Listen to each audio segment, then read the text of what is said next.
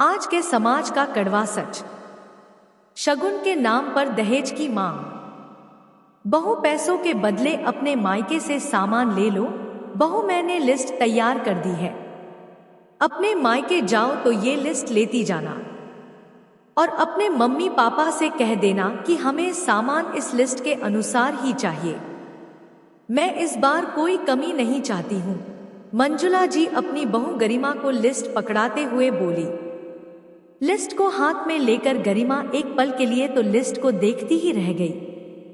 उसे इस तरह देखकर मंजुला जी बोली, अरे अब देख क्या रही है, ले जाकर के अपने बैग में रख ले ताकि इधर उधर ना खो जाए, और तुझसे संभाल कर नहीं रखते बनती है तो मैं इसे पवन को दे दूंगी, वो ही दे देगा अपने ससुर को।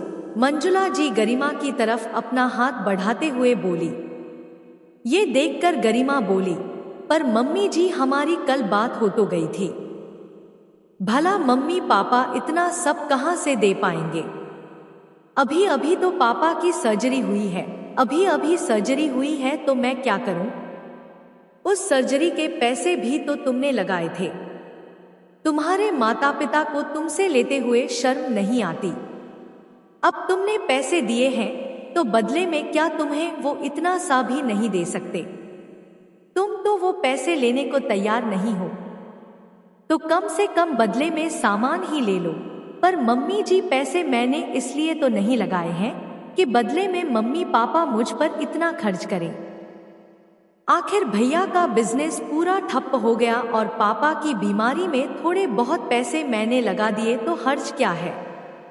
आखिर कमाती हूँ तो थोड़ा बहुत तो उन पर खर्च कर ही सकती हूँ ना। गरिमा ने अपनी बात रखनी चाहिए। अरे वाह बहू, तुम्हारा बढ़िया है, रहती यहाँ हो, खाती यहाँ का हो और खर्च उन पर करोगी। एक तो हमसे बिना पूछे तुमने पैसे दे दिए और अब ये नाटक कर रही हो। और अभी तुम कौन सा कमा रही हो। बेटे को होने के बाद तो तुमने जॉब छोड़ रखी है। अब मुझे कुछ नहीं सुनना, चुपचाप से लिस्ट पकड़ा देना उन्हें। आखिर समाज में हमारी भी कोई इज्जत है। पर मम्मी जी मैं कमा नहीं रही हूं तो क्या हुआ।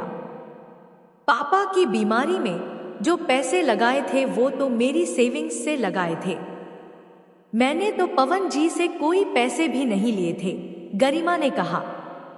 अरे वाह, मायके के लिए तो अब मेरा तुम्हारा होने लग गया। भूलो मत अब तुम इस घर की सदस्य हो, तुम्हारी कमाई पर हमारा पहला हक है। और रही बात सामान की, तो जब तुम्हारी बेटी हुई थी तब मैंने कुछ नहीं कहा था, लेकिन अब मेरे पोते का मुंडन है, इसमें मुझे कोई भी कमी नहीं चाहिए, कहकर मंजुला जी अपने कमरे में चली गई। गरिमा पर्ची को थामे ऐसे ही खड़ी रही। आखिर बेटी के टाइम पर भी क्या कमी रखी गई थी। उस समय भी काफी कुछ मांगा गया था और मम्मी पापा ने वो सब कुछ दिया था। उस समय तो उनकी स्थिति भी अच्छी थी, भाई का बिजनेस अच्छा चल रहा था तो वो अच्छा कमा रहा था, पापा की नौकरी भी थी। लेकिन भाई की शादी के बाद सब कुछ गलत ही गलत हुआ।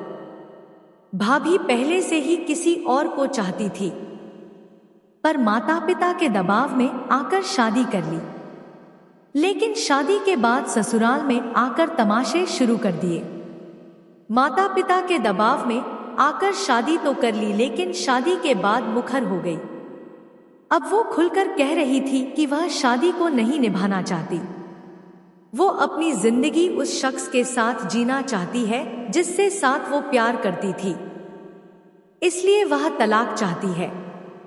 पर तलाक के एवज में अच्छा खासा पैसा भी चाहती है। लेकिन भाई और मम्मी पापा ने पैसे देने से इनकार कर दिया। केस कोर्ट में गया और वहां वो साफ मुकर गई कि वो ससुराल में नहीं रहना चाहती। आखिर केस लंबा खींचते देखकर मम्मी पापा ने पैसे देकर इस आफत से खुद को मुक्ति किया। लेकिन इन सब चक्कर में भाई ने काफी मानसिक यंत्रणा झेली। इस कारण वो अपने बिजनेस पर ध्यान नहीं दे पाया और धीरे धीरे कर उसका बिजनेस ठप हो गया। पहले शादी का खर्चा और उसके बाद में तलाक, इन सब में ही पापा के पास सेविंग्स के नाम पर कुछ भी ना बचा। ये सब क्या कम था कि पिछले महीने उसके पापा को हार्ट अटैक आ गया। इसके कारण बाईपास सर्जरी करानी पड़ी। घर की माली हालत खस्ता थी, इसलिए गरिमा ने अपने पास से अपनी सेविंग निकालकर भाई को दी थी। भाई ने कहा भी था कि जब उसका काम वापस ठीक हो जाएगा तो वो पैसे चुका देगा, लेकिन गरिमा ने इसके लिए मना कर दिया। बस यही बात उसकी सास को चुभ गई। अभी गरिमा सोच ही रही थी कि इतने में पवन कमरे में आया और उसे चुपचाप खड़ी देखकर उसने पूछा, क्या हुआ गरिमा, क्या सोच रही हो? चलो देर हो रही है, फिर शाम को वापस भी तो आना है। पवन जी, मम्मी ने यह पर्ची दी है, कहा है कि प्रिंस के मुंडन पर उन्हें मम्मी पापा से ये सारा सामान चाहिए। भला मम्मी पापा भाई कहाँ से सामान दे पाएंगे? गरिमा ने पर्ची दिखाते हुए कहा, लाओ मुझे दो, मम्मी से मैं बात कर लूंगा, अभी तो फिलहाल तुम चलो। कहकर पवन गरिमा को लेकर वहां से रवाना हो गया। शाम को जब वो लोग वापस आए तब मंजुला जी ने घर में घुसते ही गरिमा से पहला सवाल यही किया, बहू मैंने जो बोला था वो काम कर दिया तुमने? उनकी बात सुनते ही गरिमा ने पवन की तरफ देखा तो पवन ने उसे अंदर जाने का इशारा किया। गरिमा के अंदर जाते ही पवन ने मंजुला जी से कहा, मैंने उसे मना कर दिया वो पर्ची देने के लिए। क्यों? रीति रिवाज का तो देना ही पड़ेगा ना। फिर क्यों मना किया? अरे नाती का मुंडन है तो क्या ऐसे ही मुंह उठाकर चले आएंगे? मम्मी उन्हें जो देना है वो अपनी खुशी से देंगे, हम मांग कर नहीं लेंगे।